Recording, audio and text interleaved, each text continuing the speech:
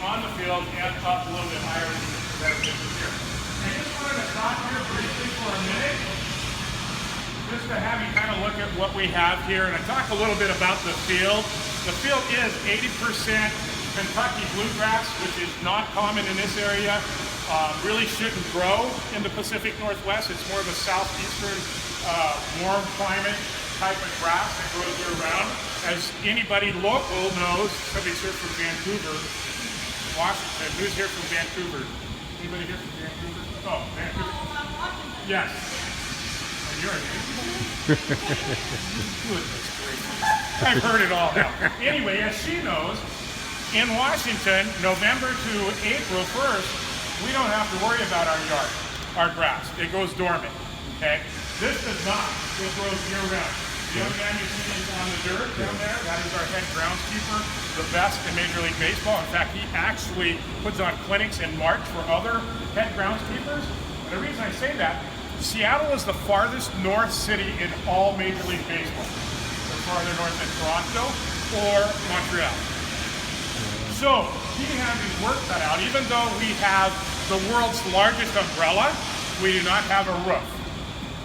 I'll explain that later as we go up. So he has to maintain this yard year-round, this grass. And in order to do that, he has a lot of strange weather he has to deal with. And especially if it gets cold. In fact, under 40 degrees, what we do is we've got 22 miles of pipe underneath the grass, about 3 feet under the grass, the sod, and we can pump 55-degree water through that to fake the grass out into growing throughout the cold season. During the season, if Mariners are at home, they mow that grass every day. When they're on the road, about every other day to every third day, depending on the road trip. But in the off season, it still gets mowed at least once a week because it is growing. And so that's how we try to maintain what you see. If you come here in January, that grass is going to look just the way it is. We also use some heavy-duty grow lights. You know, in Seattle, we have very few sunny days, especially in the off-season, so we help it out there. So he works on the field every day of the year. I have never seen him take a day off. I'm sure he has, but I've never seen it. He is one of the best, if not the best. Now, out in center field, and we'll see it as we go up, there is a herb garden back there. There is also a little bit of a turf field where we can do small replacements. But as you can see now, they're working on that spot behind home plate.